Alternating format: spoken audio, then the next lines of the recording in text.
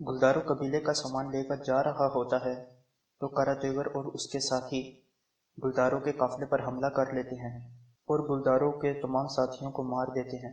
گلدارو کو بھی شدید زخمی کر کے کاراتیگر اپنے ساتھ لے جاتا ہے۔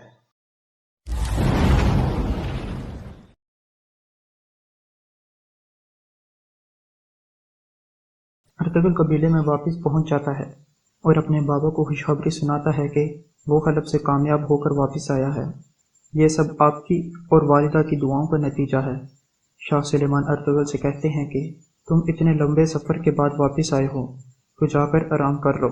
میں چاہتا ہوں کہ آج شام جرگے میں یہ خوشخبری تم خود تمام لوگوں کو سناؤ اور پھر وہاں ہی اس بات کا فیصلہ کرنا ہے کہ ہم نے کس روز حلب کے لیے روانہ ہونا ہے۔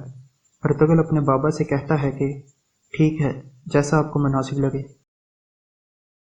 ارطغرل حلیمہ سے ملنے آتا ہے۔ حلیمہ ارطغرل کو دیکھ کر حیران رہ جاتی ہے اور کہتی ہے کہ مجھے امید نہیں تھی کہ آپ اتنی جلدی واپس آ جائیں گے، جس پر ارطغرل کہتا ہے کہ جس مقصد کے لیے میں گیا تھا وہاں سے میں کامیاب ہو کر لوٹا ہوں۔ حلیمہ کو پریشانی کی حالت میں دیکھ کر ارطغرل اس سے اس کی پریشانی کی وجہ پوچھتا ہے، جس پر حلیمہ کہتی ہے کہ کاراتیگر ہمیں کبھی بھی آرام سے نہیں رہنے دے گا۔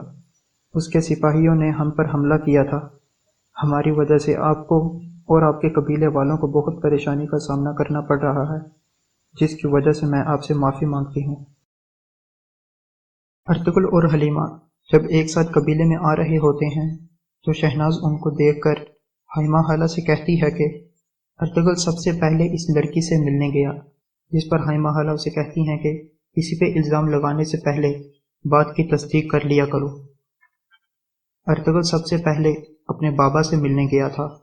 شہناز کہتی ہے کہ مجھے اس لڑکی کے تیور ٹھیک نہیں لگ رہے، آپ کو جلد از جلد ان مہمانوں کا کچھ کرنا چاہیے، جس پر حلیمہ خالہ شہناز کو کہتی ہیں کہ تمہیں ہمیں بتانے کی ضرورت نہیں ہے کہ ہمیں کیا کرنا چاہیے اور کیا نہیں، تم اپنے کام پر توجہ دو، یہی تمہارے لیے بہتر ہے۔ ارطغرل چاچا دمیر کے پاس آتا ہے اور پوچھتا ہے کہ کیا یہ سچ ہے کہ کاراتیگر کے آدمیوں نے حلیمہ کے خیمے پر حملہ کیا تھا؟ چاچا دمیر کہتے ہیں کہ ہاں یہ سچ ہے۔ ارطغرل چاچا دمیر پر غصہ ہوتا ہے اور کہتا ہے کہ بہت افسوس کی بات ہے، میں ان کی ذمہ داری آپ کو دے کر گیا تھا لیکن آپ نے ذمہ داری پوری نہیں کی۔ چاچا دمیر ارطغرل کو کہتے ہیں کہ ہر کام میں اللہ کی کوئی مصلحت ہوتی ہے، وہ خیمے میں تھے تو ان پر حملہ ہوا تو جس کی وجہ سے وہ بچ گئے، اگر حملہ قبیلے سے باہر ہوتا تو ہم کبھی بھی ان کو نہ بچا پاتے۔ یہ سن کر ارطغرل بہت حیران ہوتا ہے اور پوچھتا ہے کہ کیا وہ قبیلہ چھوڑ کر جا رہے تھے؟ تو چاچا دمیر جواب دیتے ہیں کہ جب وہ جا رہے تھے تو ان پر حملہ ہوا۔ یہ سن کر ارطغرل وہاں سے چلے جاتا ہے۔ دوستو، حلیمہ اپنے خیمے میں بہت اداس بیٹھی ہوتی ہے تو شاہینہ اس کے پاس خوشگوار موڈ میں آتی ہے اور حلیمہ سے کہتی ہے کہ ارطغرل بھائی نے قبیلے میں آتے ہی سب سے پہلے تمہارا پوچھا تھا اور مجھے یقین ہے کہ وہ تمام سفر تمہیں ہی سوچتے رہے ہیں۔ کچھ دیر کے بعد شاہینہ حلیمہ کے ہاتھ میں ارطغرل کی طرف سے دیا گیا شیشے کا تحفہ دیکھتی ہے اور ساتھ ہی حلیمہ کو اداس دیکھ کر اس سے پوچھتی ہے کہ کیوں اداس ہو؟ جواب میں حلیمہ اسے بتاتی ہے کہ میں نے بچپن سے اب تک بہت دکھ برداشت کیے ہیں اور اب مزید دکھ برداشت کرنے کی ہمت نہیں ہے، جس پر دوستو شاہینہ حلیمہ کو تسلی دیتی ہے اور کہتی ہے کہ فکر نہ کرو، اب تمہاری زندگی میں ارطغرل بھائی آ گئے ہیں، وہ تمہیں کبھی بھی پریشانی میں اکیلا نہیں چھوڑیں گے۔ شاہینہ کی یہ بات سن کر حلیمہ کو تھوڑی تسلی ہوتی ہے۔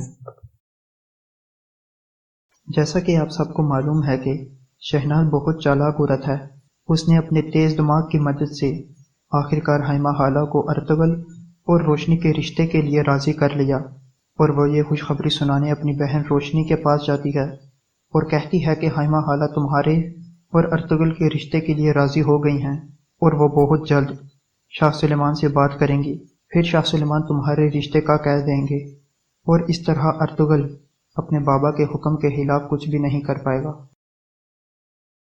ارطغرل حلب سے کامیاب واپس آتا ہے اور بابا کے کہنے کے مطابق جرگے میں اعلان کرتا ہے کہ جیسا کہ ہم نے سوچا تھا، سرسبز زمین، وافر مقدار میں پانی اور پہاڑوں کے درمیان ہو، بالکل ایسی ہی زمین ہمیں ملی ہے، لیکن خطرہ بھی بہت ہے۔ کیونکہ سلیبیوں کا محل اس زمین کے پاس ہے۔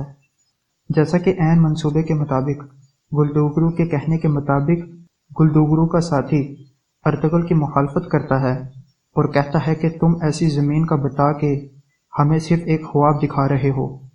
ہم نے سکون سے زندگی بسر کرنے کا سوچا تھا، لیکن تم ہمیں موت کے منہ میں ڈال رہے ہو۔ جس پر ارطغرل کہتا ہے کہ خواب ہم نے دیکھے ہیں، ان کو پورا کرنے کے لیے ہمیں مشکلات کا سامنا کرنا پڑے گا، کیونکہ کوئی بھی قوم بڑے خواب کے بغیر بڑی قوم نہیں بن سکتی۔ یہ بات سن کر جرگے میں موجود سب لوگ ارطغرل کی بات سے اتفاق کرتے ہیں اور حلب جانے کے لیے رضامند ہو جاتے ہیں۔